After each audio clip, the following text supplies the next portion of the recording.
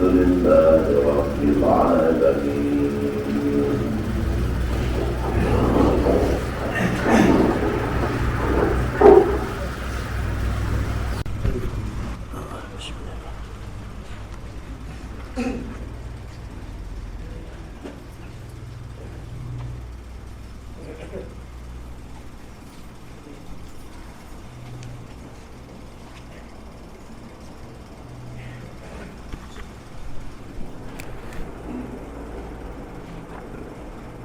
Assalamualaikum warahmatullahi wabarakatuh. Alhamdulillahi rabbil alamin, wassalatu wassalamu ala ashrafil anbiya'i wal mursalin wa ala alihi wa sahbihi ajma'in. Subhanaka la ilma lana illa ma 'allamtana innaka antal alimul hakim. Wala hawla wala quwwata illa billahil aliyyil azim. Alhamdulillah, kita syukur kepada Allah yang telah melimpahkan kepada kita rahmatnya dan ni'matnya. Muslimin muslimat yang dihormati dan dikasihi sekalian, kita sambung perbincangan kita daripada sirah Nabi Allah Idris alaihissalam, yaitu kita mengambil pengajaran ataupun iktibar daripada sirah Nabi Allah Idris alaihissalam. Pengajaran yang ke-13 iaitu jangan bersumpah bohong ataupun jangan bersumpah palsu. Nabi Idris alaihissalam berkata, jangan bersumpah bohong ataupun bersumpah palsu. Bersumpah bohong ni maknanya, kalau dalam istilah kita Melayu ini, tegak benar masalah. Dia bersumpah dengan bohong, dengan palsu. Kerana perbuatan tersebut termasuk satu daripada dosa-dosa besar. Bersumpah bohong ini termasuk di dalam senarai dosa besar. Allah Subhanahu wa taala berfirman, innal ladzina yashtaruna bi ahdillah wa aymanihim thamanan qalila ulaika la khalaqa lahum fil akhirah wa la yukallimuhum Allah wa la yanzur ilaihim yawmal qiyamah wa la yuzakkihim wa lahum adzabun alim. Yang bermaksud sesungguhnya orang-orang yang mengutamakan keuntungan dunia yang sedikit dengan menolak janji-janji Allah dan mencabuli sumpah mereka.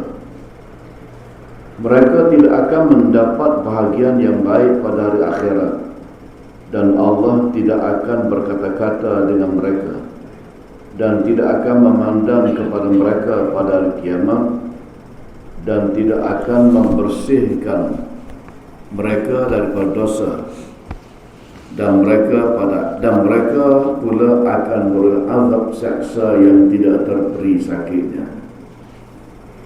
Itu peringatan Allah Subhanahu wa taala kepada mereka yang bersumpah bohong. Bersumpah bohong untuk mendapatkan sesuatu daripada orang lain. Kalau dalam mahkamah dia sanggup jadi saksi bohong dalam mahkamah, kerana ada tujuan dia bersumpah bohong, ada benda yang dia nak dalam sumpah bohong itu.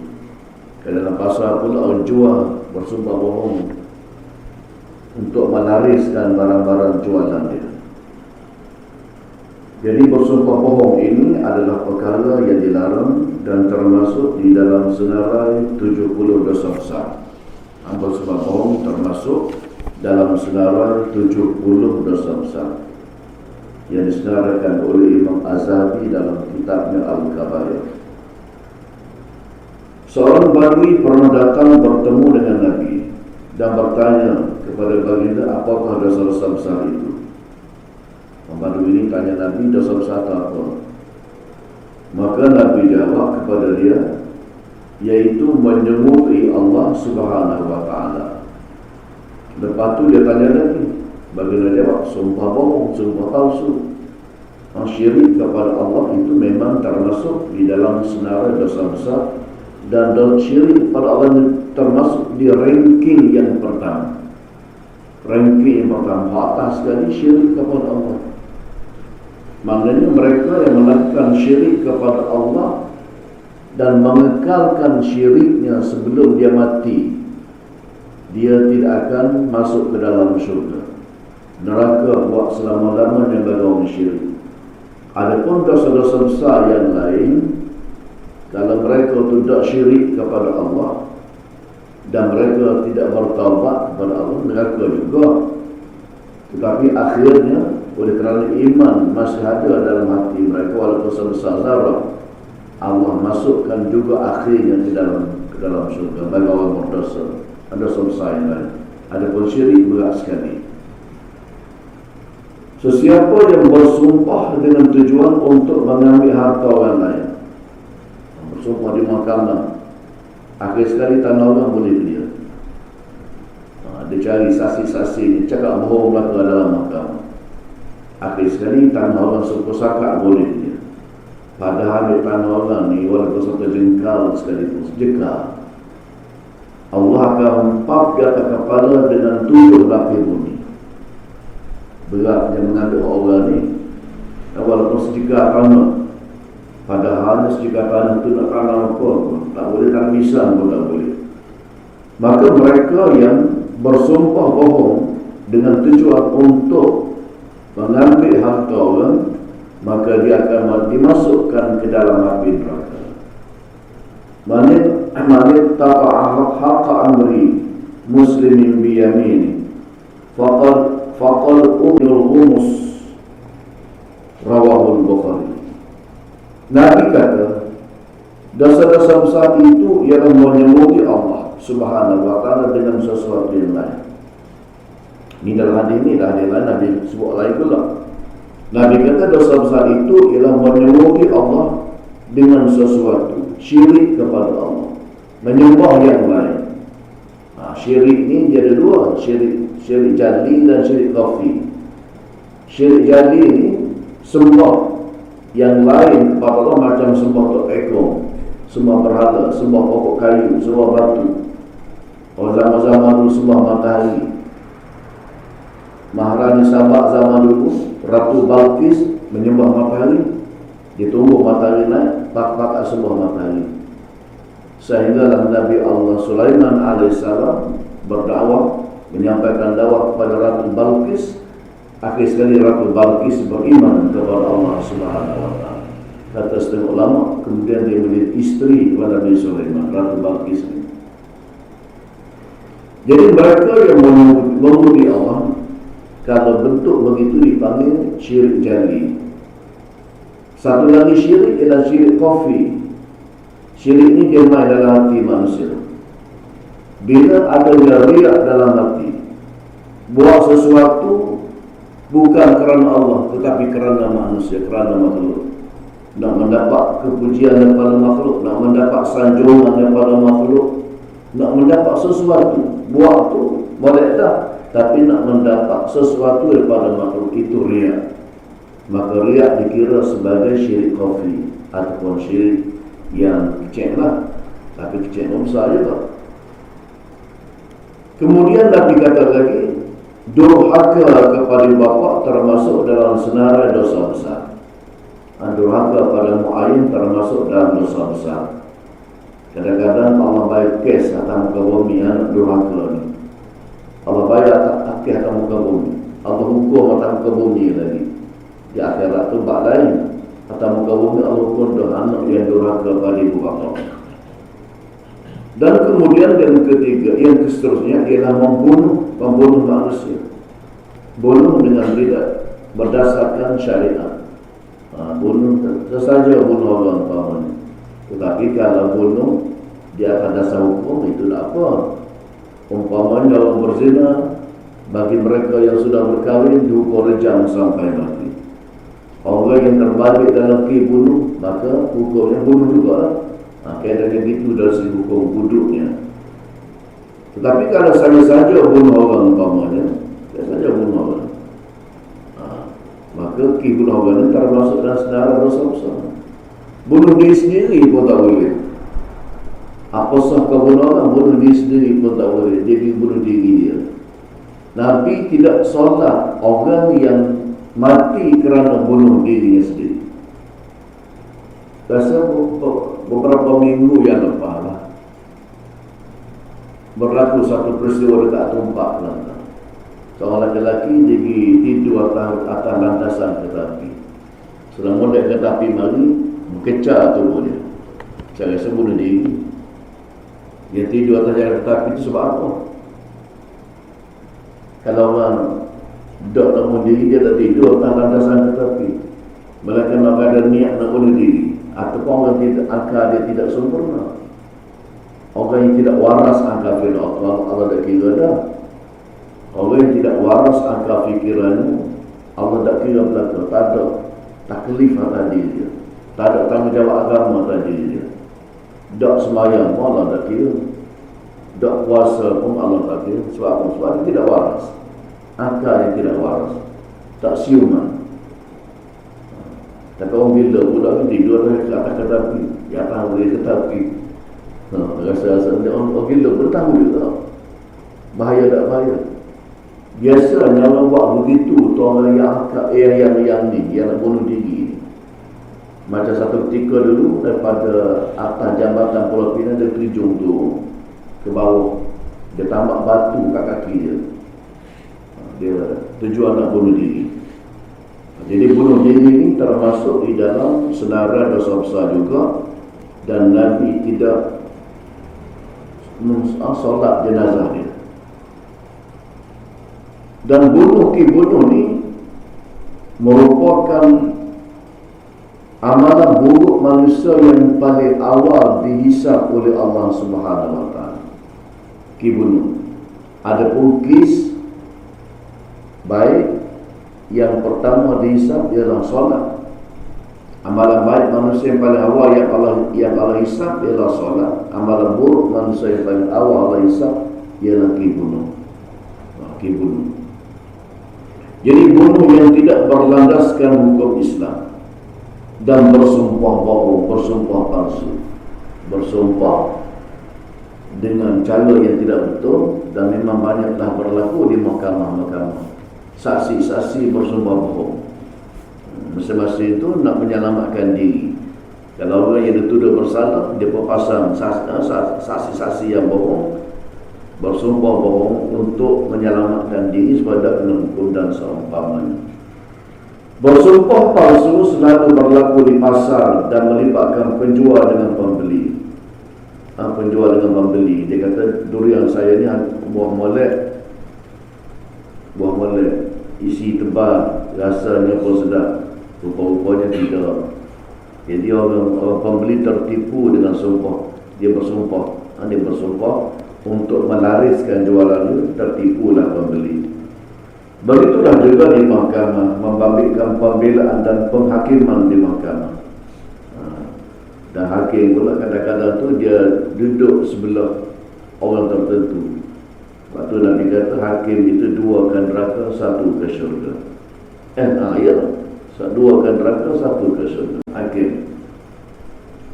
Sebab hakim ni, bila tidak berlaku adil dalam mahkamah, maka dia akan dihukum oleh Allah Subhanahu Wa Taala.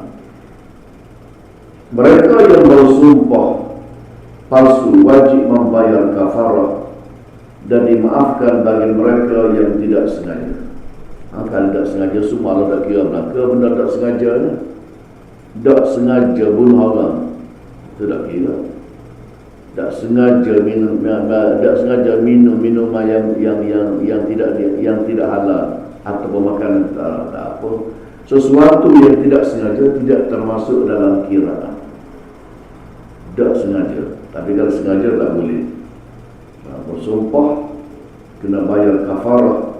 Sebagaimana orang bunuh orang juga kena bayar kafarah. Walaupun tak sengaja pun kena bayar kafarah. Dia bawa kereta laju, tepah orang dekat kereta bil umpamanya. 3 beranak mati. Kat mana boleh berlaku? Dia bawa kereta lawan arus. Bila bawa kereta lawan arus, dia langgar, mati orang. Jadi kalau berlaku kes kematian begini, kena bayar kafarah. Kena bayar kafarah. kena berpuasa 2 bulan berturut-turut kafarah. Sebab melibatkan nyawa. Mereka yang bersumpah palsu wajib membayar kafarah dan dimaafkan bagi mereka yang tidak sengaja. Allah Subhanahu wa taala berfirman, "La yu'akhirukum Allahu bil-laghwi fi aymanikum, walakin yu'akhirukum bima aqadtum al-ayman. Fakaffartuhu it'amu 'asharati masakin min awsati ma tut'imuna ahlikum." Yang bermaksud kamu tidak dikira salah oleh Allah tentang sumpah-sumpah kamu yang tidak disengaja. Kalau bersumpah tidak sengaja, tidak dikira salah. Akan tetapi kamu dikira salah oleh Allah dengan sebab sumpah yang sengaja kamu buat dengan sungguh-sungguh.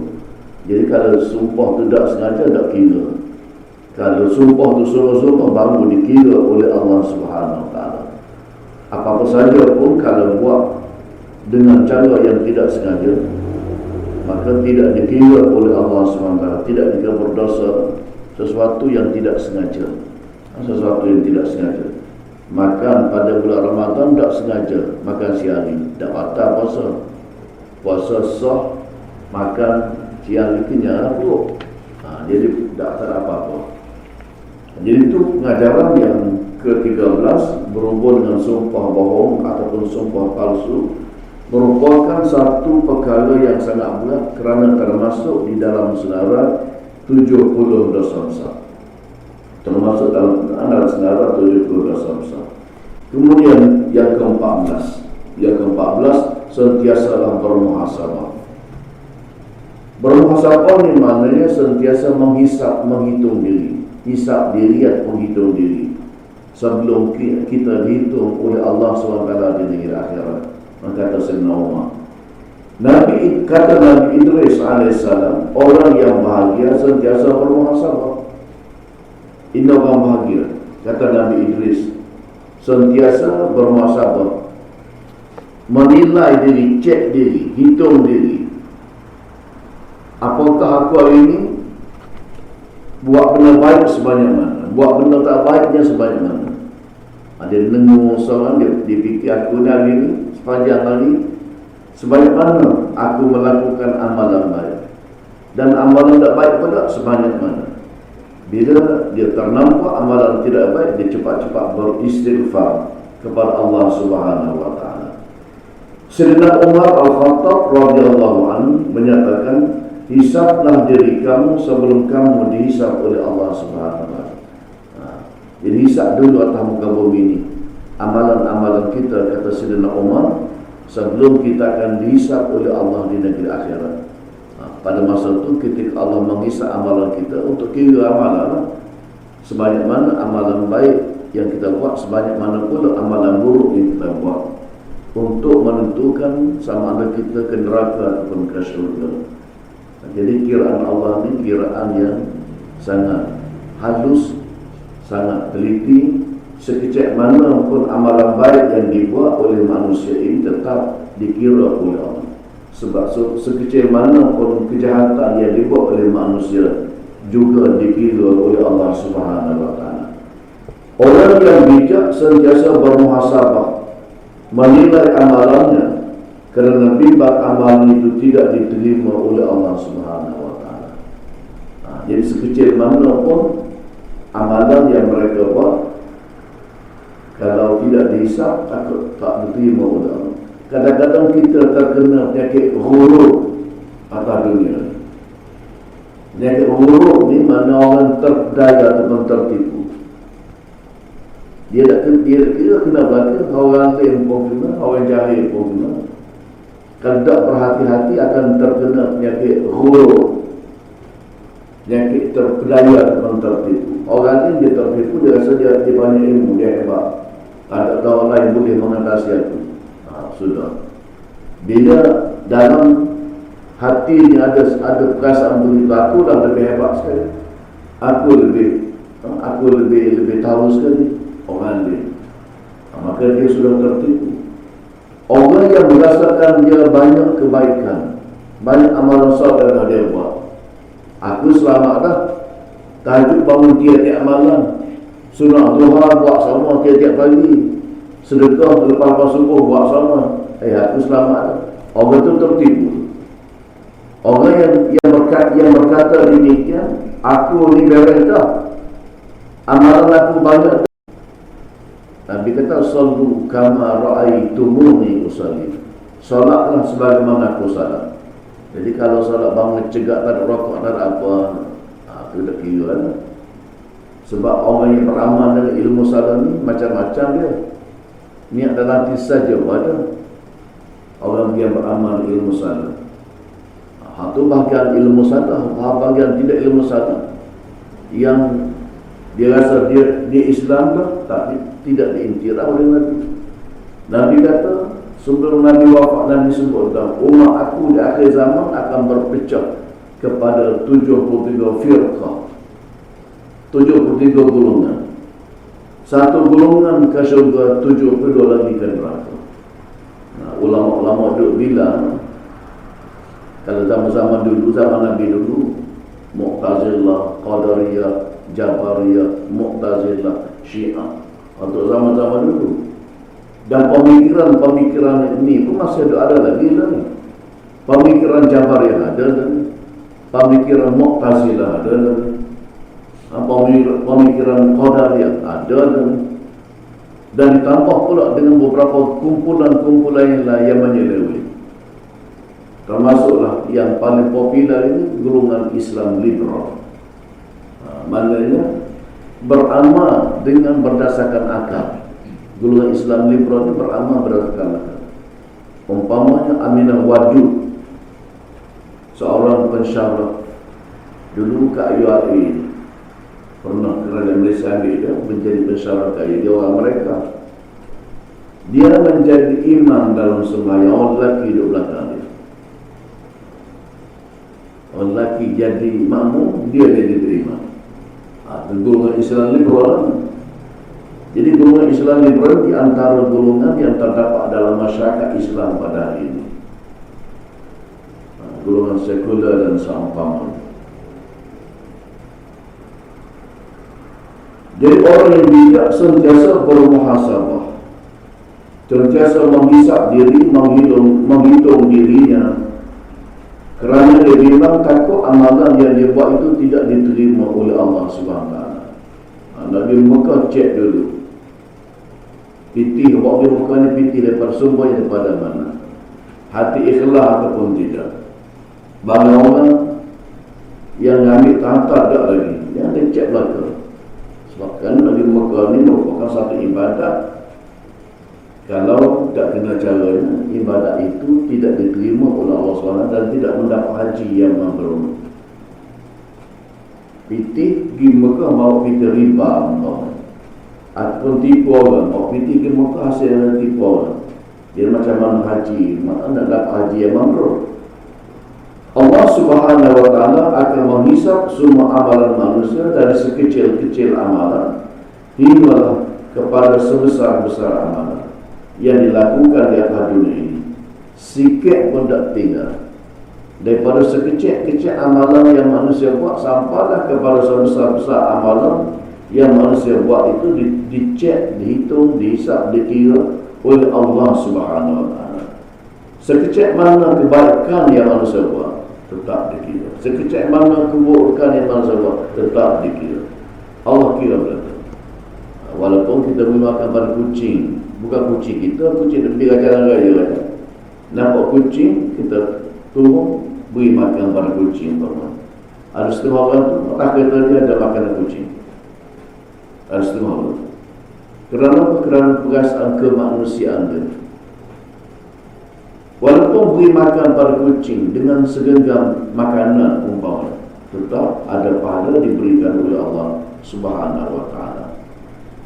Sebagaimana disebut dalam surah Al-Kahfi, Allah menyebut ووضع الكتاب فترى المجرمين مشفقين مما فيه ويقولون يا ويلتنا ما لهذا الكتاب لا يغادر صغيرة ولا كبيرة إلا أحصاها ووجدوا ما عملوا حاضرا ولا يظلم ربك أحدا.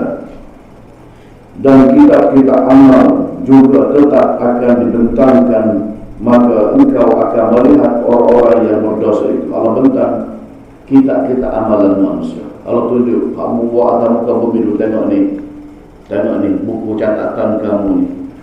Akhir sekali Allah hulur kepada mereka, sama ada mereka terima dengan tangan kanan ataupun dengan tangan kiri. Mana-mana orang yang terima buku catatan dengan tangan kanan, itu tanda orang selamat. Yang terima buku catatan dengan tangan kiri, tandanya tidak selamat. Allah akan kira bentang segala amalan yang kita buat atas muka bumi ni. Tengok ni buku catatan kamu, tengok dalam buku ni. Allah tunjuk kepada mereka. Aduhai celaka kami, mengapa kitab ini demikian keadaannya? Dia tidak meninggalkan yang kecil atau yang besar, melainkan semua dihitung. Semua Allah hitung mereka, sekecil-kecil amalan manusia. Dan mereka dapati segala yang mereka kerjakan itu sedia tertulis di dalamnya. Dan ingatlah Tuhan kamu tidak berlaku zalim kepada seseorang pun. Allah tidak zalim.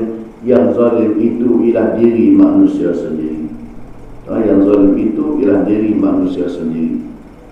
Sebab itulah Nabi Yunus AS ketika berada dalam perut ikan, dia berzikir, La ilaha illa anta subhanaka inni kuntu minaz zalimin. Sebab dia keluar daripada kampung Nainawa, nama tempat itu, Nabi Yunus, dia berdakwah 33 tahun, ajak kaumnya beriman kepada Allah Subhanahu wa taala. Tapi kaumnya tak seruan Nabi Yunus tak terima seorang ini, melainkan dua orang pemuda. Hak terima dua orang muda, pelik je kan? Biasa pemuda ni payah nak terima benda-benda gitu. Tapi dua orang pemuda menerima seruan Nabi Yunus AS. Seorang bernama Rubin, seorang bernama Tanuk. Ada pun orang lain-lain itu, kaum Nabi Yunus 100,000 orang lebih. Mereka tak terima seruan Nabi Yunus. Nabi Yunus kata Allah akan turun bala. Nabi Yunus beritahu pada kaum dia, Allah akan turun bala kalau tidak beriman kepada Allah. Maka dalam masa 40 hari Nabi Yunus minta supaya kaumnya bertaubat. Kalau kamu tak bertaubat, nanti bala akan turun. Dekat nak sampai 40 hari, dengan amaran yang dikeluarkan oleh Nabi Yunus, Nabi Yunus tengok langit gelap. Ya dah ni, Nabi dah tahu, ya dah. Badan nak mari dah. Nabi Yunus tengok langit gelap, sedangkan dia belum lagi mendapat arahan daripada Allah Subhanahu untuk keluar daripada kampung tu. Memang bala ni bila turun kena belaka. Tak kira orang baik, tak kira orang tidak baik, kena belaka bila bala tu. Bila banjir tu, habis kena. Bila banjir mari umpamanya, habis kena. Bila kemarau mari, kena belaka. Orang baik pun kena, orang tak baik pun kena juga. Jadi bila Nabi Yunus tengok di langit sana nampak awan bala, gelap, macam bala turun dah ni, dia pun cepat-cepat keluar daripada Nainawa, tempat kampung dia tu. Dan Allah Subhanahu wa taala tidak beri arahan lagi supaya keluar. Kenapa Nabi Yunus keluar dulu? Ibn Kathir menyatakan itu ijtihad Nabi Yunus.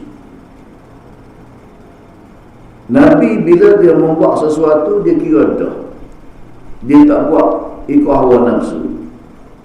Begitulah juga orang alim bila berijtihad, bila dia berhujah, dia berijtihad, sama ada betul ataupun salah, ijtihad itu tetap diterima oleh Allah SWT. Ijtihad kalau betul dapat 2 pahala, kalau tak betul boleh juga pahala sepahala. Kalau tak betul, umpamanya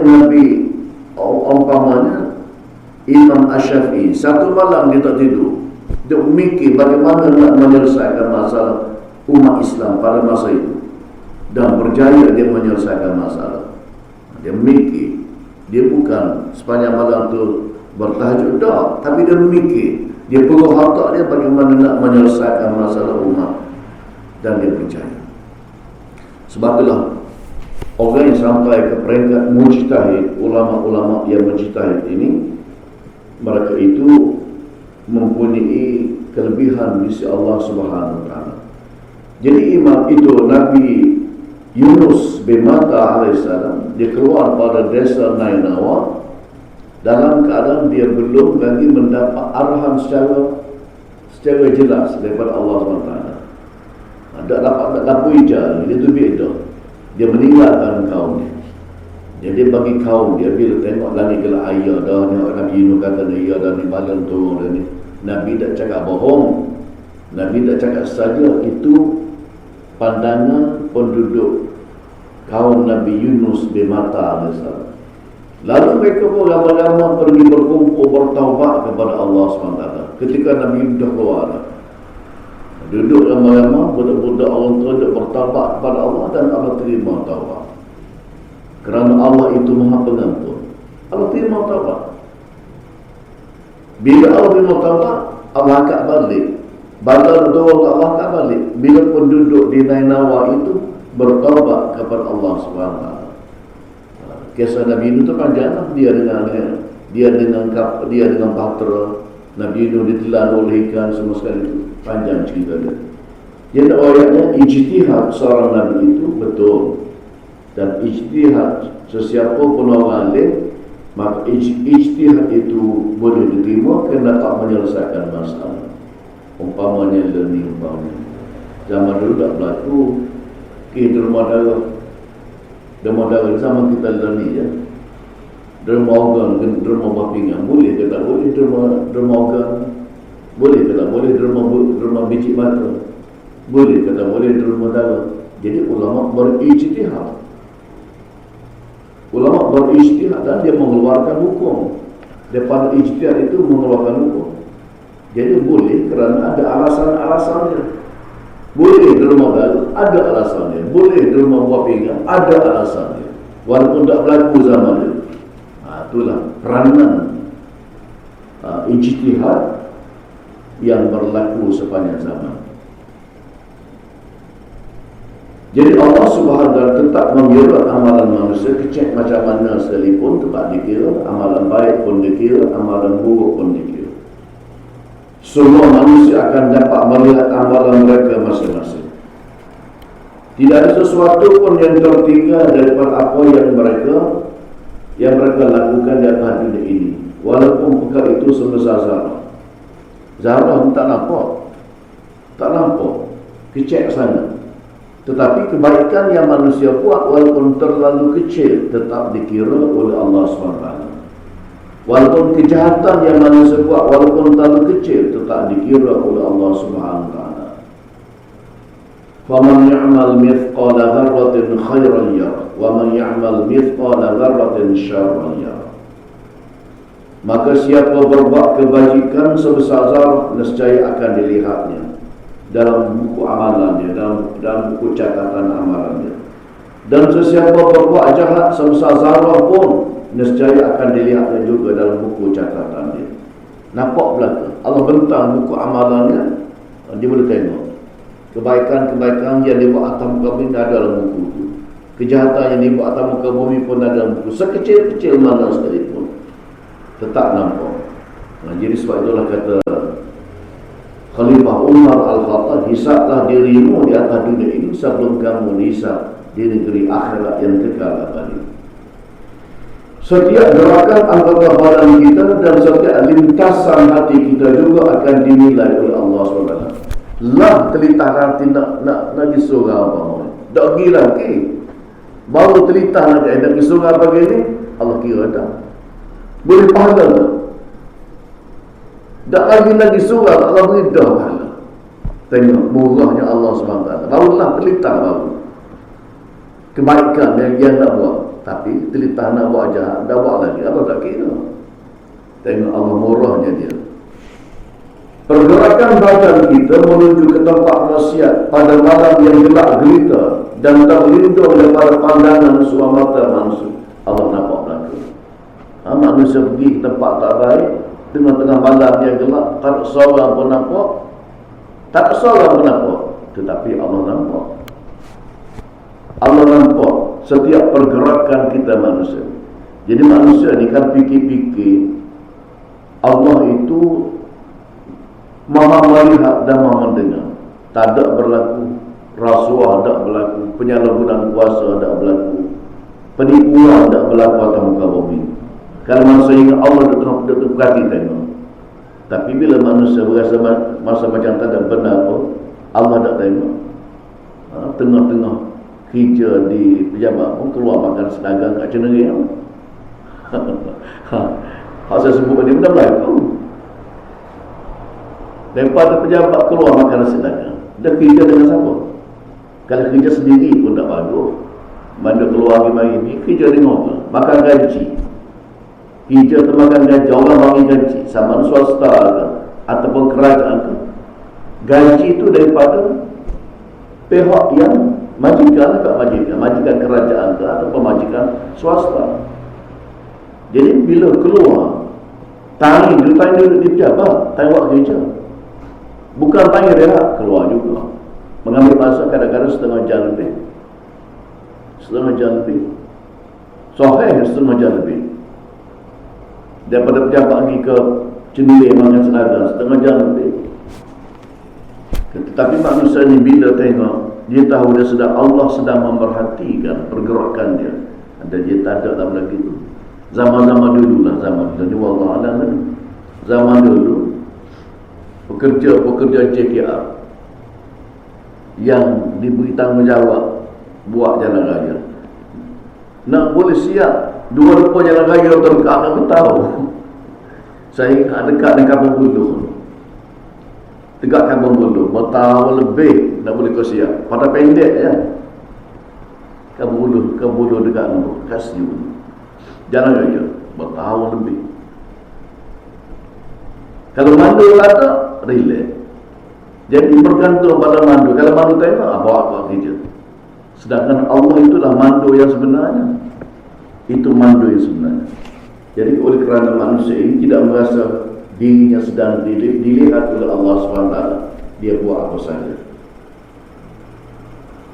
Wa'lamu anna Allah ya'lamu ma fi anfusikum. Dan ketahuilah sesungguhnya Allah Maha mengetahui apa yang ada dalam hati kamu. Allah mengetahui apa yang terdapat di dalam hati kita. Dalam hati kita Allah tahu belaka. Paling nak susuk, paling nak sembunyikan. Pada hari Allah Subhanahu wa ta'ala menghisap amalan. Semua kebaikan dan kejahatan yang dibuat oleh manusia di atas muka bumi ini didedahkan. Allah tunjuk belaka.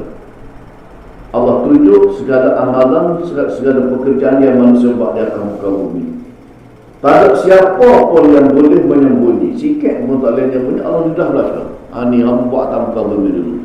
Orang lain tak tahu. Dia seorang buat, tak ada semua orang tahu. Tapi di akhirat nanti Allah dedah.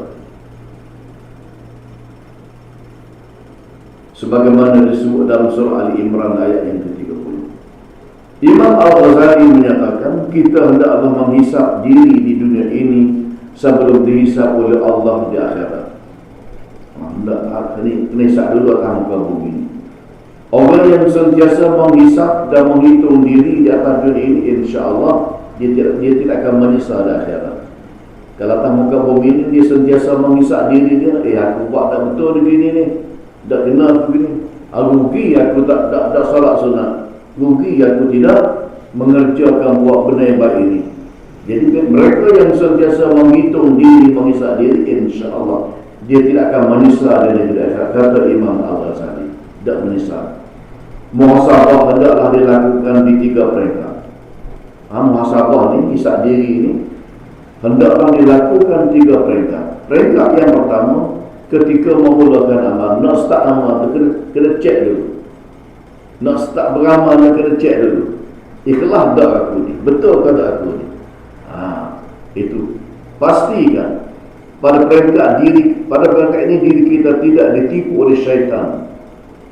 Syaitan tu ada di mana-mana, dia pasang perangkap dia.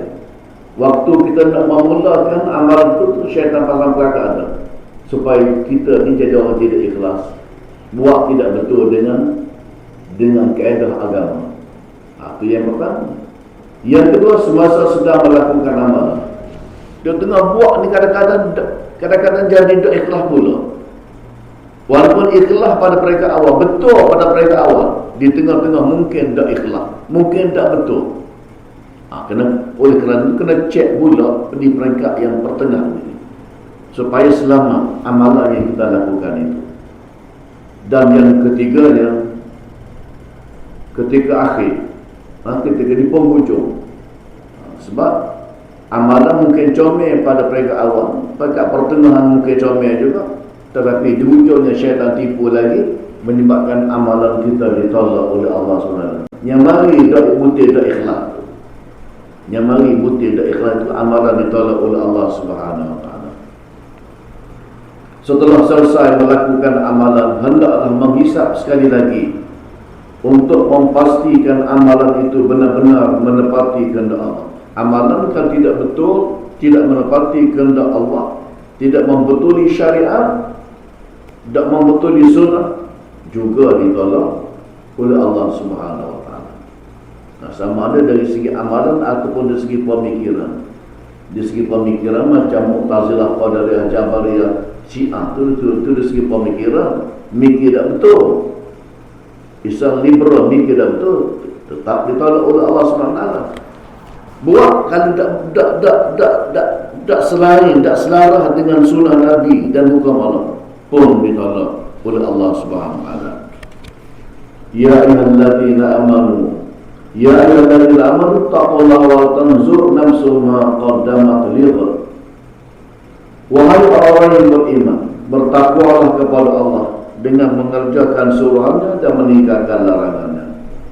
Dan hendaklah tiap-tiap diri melihat dan memperhatikan apa yang telah sediakan daripada amalan-amalan untuk hari esok. Jadi untuk kita menyelamatkan diri kita, hisab, muhasabah itu sangat penting, supaya amalan kita ini dapat kita cek betul ataupun tidak, kena ataupun tidak. Jadi kalau tak cek, tak semak, mungkin amalan kita tidak membetuli kehendak Allah dan kehendak Rasul. Itulah pesanan Nabi Allah Idris alaihissalam, supaya kita menghisap amalan kita sebelum Allah menghisap amalan kita di negeri akhirat. Itu pun kata-kata Sayyidina Umar Al-Khattab radhiyallahu anhu. InsyaAllah dalam kuliah yang akan datang kita akan bincang pula sirah Nabi Nuh alaihissalam. Wallahu a'lam, wabillahi taufiq wal hidayah. Wassalamualaikum warahmatullahi wabarakatuh.